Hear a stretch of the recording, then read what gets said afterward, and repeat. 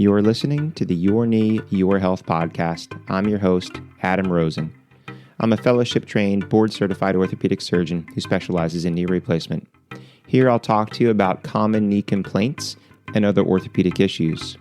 We'll cover other important health-related topics, all of which are meant to helpfully answer some of your questions and help improve the quality of your life. Thanks for listening, and on with the next episode.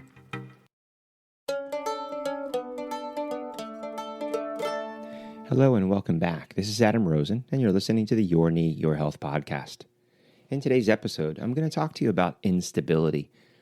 And there's really two kinds of instability that I'm going to talk to you about today. One is what we call subjective, and one is objective. So what I mean by subjective is when a person comes in and complains of a particular issue, complaint, or symptom, that's their subjective complaint. So I have a lot of people that will come in and say, I'm here because my knee is unstable or my knee buckles or gives way. There's another type of instability, which is called objective instability. So this is when we examine someone's knee and it's actually unstable to the touch when we examine the ligaments. So objective instability. So this is somebody that, for example, if they're younger and they tore their ACL or anterior cruciate ligament. So this is on the field, the trainer or the doctor goes out, examines the knee, and the knee has a lot more play or laxity than the normal knee due to the fact that the ligament was just torn. But in a lot of my patients who are older, many people with arthritis actually don't have an ACL. They may have torn it years ago or just due to wear and tear attritionally, it's basically torn itself or disintegrated, so it's not there. But usually the knee is stiff because of the arthritis. They have limited range of motion or they may have bone spurs. But some of those people, if they have a deformity, say if they're bow-legged or knock-kneed, they may potentially have laxity of a ligament on one side or the other. So, for example, if I have a gentleman who has a bow leg deformity, he's lost all the cartilage on the inside part of his knee. As that cartilage has worn itself down, the ligament doesn't necessarily shrink. So what happens is he walks bow-legged, and if I push on his knee from the outside, I can actually straighten the knee. And occasionally, if the arthritis is severe and that ligament stretches, I can go beyond straightening it and actually push it further than it was meant to go. And we'll see this also occasionally with people that get a knock-knee deformity. So if you lose all the cartilage on the outside half of your knee, that side may be a little loose, but sometimes that side gets tight and contracts. And as they walk over months and years, every step they stretch out the inside ligaments. So now when you examine these knees from side to side, they bend side to side, which is not the way that your knee was designed. And we would describe that as an unstable knee. And we may describe it in a result of millimeters, meaning that the joint opens 1 or 2 or 4 or 6 millimeters more than normal. Or occasionally, if the deformity is very severe, you can actually measure it in angles. We might say the knee goes from 0 degrees and it has a 15-degree deformity when the person stands up. So that's an objective instability. It means either that the ligament is torn or the ligament has been stretched out, or maybe the knee goes to straight, but it sits in a bent position because of the arthritis, and there's still a gapping or instability, but back to the straight or what we call neutral position. Now, the other issue would be the subjective instability. So I have a lot of people that will come in with painful knees, arthritic knees, replaced knees with the complaint of instability, or that the feeling that their knee is unstable or it buckles or gives way. And when you examine these knees, there is no instability. The ligaments are taut. The range of motion is solid. So why does that happen? Well, one, if the knee itself has arthritis, or it has an area of some raw bone, or it has anything inside that causes pain, when you bend or place weight on the knee, it hurts. And you may have heard me talk about this in a previous episode, but there's a sort of reflexive thing in your brain and your body that when that hurts, it makes the knee want to buckle, or the muscle, the quadriceps muscle, that thigh muscle which supports your knee, to basically shut off. So the analogy I use a lot of times is, walking barefoot on the beach, stepping on a broken seashell, or barefoot in your house and stepping on a tack or a piece of glass. It's rare that you fully put weight on the leg and just push that broken shard right through the bottom of your foot. you very quickly will instinctually sort of pick the leg up or fall to the side and almost fall down or fall down. And it's not that your knee was unstable, it's that your muscles shut off. And that can happen with pain in your knee, that if you have pain, specifically, let's say someone has kneecap arthritis, they go down the stairs, that pain hurts when they load the knee. So they almost fall, and they'll describe it as my knee gave out or buckled. And it wasn't really that the ligaments were the issue. It was the fact that they had arthritis. And as the bones squeezed where there was missing cartilage, it hurt and was painful. So your brain automatically shut off that quadriceps muscle.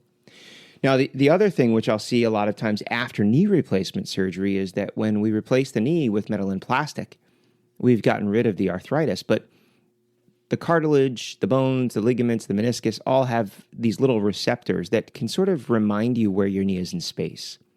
So when you walk around with the knee replacement, although the arthritis is gone and that pain is gone, you lose these tiny little senses of where your knee is in space, what we call proprioception. So trying to explain the difference or what that is to people, I always kind of use the analogy that, if you get up right now and walk around the room, you walk pretty quickly. You can feel, you can see, you have this visual sense, this balance, everything's sort of around you, the lights are on. Now, do the same walk from your bedroom to the bathroom in the middle of the night. So it's black, it's dark, the lights are off, maybe you're a little tired, you get up a little groggy, maybe a little balances, and you don't have all these cues, so you walk much more softly, much more gingerly, much more slowly. The stride is different.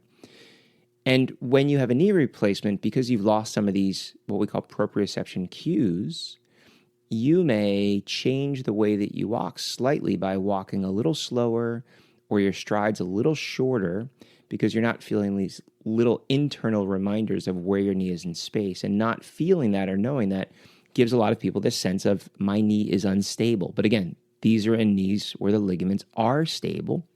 And what they occasionally will do is put a knee brace on, slip on little neoprene knee sleeve, no hinges, no bars, no nothing. And they'll say, oh, but the brace stabilizes it. And it's not that the brace made your knee more stable.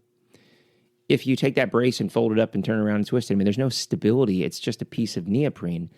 But by putting the pressure on your skin, it gives you and your brain these additional points of contact as a reminder of where is your knee in space? Is it bent? Is it straight?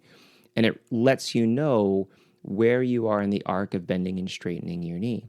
Because if your ligaments were unstable, we do have big, special, bulky braces, carbon fiber with hinges and metal stays to support the side-to-side or front-to-back instability if the ligament is torn or stretched and not functioning well.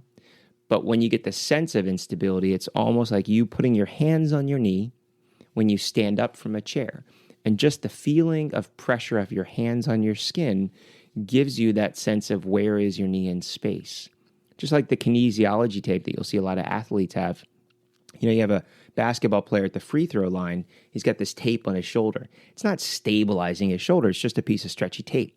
But it puts pressure and stretches the skin over his shoulder, over his muscles, to remind him the appropriate position to prevent potentially an injury and make sure that he has good form. And people will use that on the knee as well, that the tape isn't holding your knee together, but by putting those pressure sensors and pulling the skin, those pressure reminders on the skin remind you and your brain where your knee is in space. So if you have the sense of instability, I always tell people it's a really simple thing to try, to buy a very inexpensive brace and try that little neoprene knee sleeve, because that pressure sensation on the skin may offer you the sense of support. The other really important thing, and I have some other podcasts on these different exercises you can do for your quad, is to strengthen your quad. If your knee is unstable, a lot of times just by strengthening the quad muscle to make it stronger and to react quicker and to support your knee joint, it may eliminate that sense of instability. We've seen this in ankle injuries. So if somebody has a bad ankle sprain, it does not mean that if they've torn the ligament, they need surgery to repair the ligament. The ligament sometimes scars in, but even that will still lead to some ankles being loose objectively, meaning that the surgeon or the trainer, after this sprain is healed, they examine the ankle and it's still loose. Again, they don't all need surgery, because if that person then goes through therapy and strengthens the muscles around the ankle joint and those muscles, those dynamic stabilizers, stabilize the ankle joint, they've eliminated the need for surgery to restore or reconstruct those ligaments that they tore. So in the knee, even if your ligaments are stable, but you're getting this sense of instability, going through a strengthening program and strengthening the quad muscle may help significantly. If you then have instability that we feel, there is special braces that we may use based on your deformity. And then if you have instability and arthritis, that is then corrected at the time of surgery when we put the knee replacement in, because we have different inserts and different options available for people that have ligaments that are loose or lax or torn to then stabilize the knee. So I hope this sort of kind of cleans up a little kind of discussion, or I find there's a lot of confusion in people of, my knee is unstable and what does that mean and what do I do? So, again, just as a sort of, review and refresher. So there's subjective instability. That's you feeling that your knee is unstable, but the ligaments are stable. And most commonly, this can be due to arthritis and pain, or it is due to some weakness in the muscles, or a combination of both. 2, there is subjective instability in a knee replacement, again, because you have an artificial joint, you've lost some of the proprioception, and again, sometimes hands on your knee, kinesiology tape on your knee, a brace on your knee for a while will help you and remind you on where your knee is in space. And then number 3 is the knee, whether or not it's a normal knee, arthritic knee, replaced knee, with true instability to the doctor, where the ligaments are moving in an abnormal fashion and they have increased laxity, which is typically either treated with a brace or potentially with surgery, depending on the severity of the instability and what is going on inside your knee at that time. So thanks for listening. Please, if you find a friend that you feel would benefit from this information, please let them know about this podcast. If you enjoy what you're hearing, please leave a review. It really helps other listeners find this information as well. And until next time, I'm Adam Rosen. You've been listening to the Your Knee, Your Health podcast.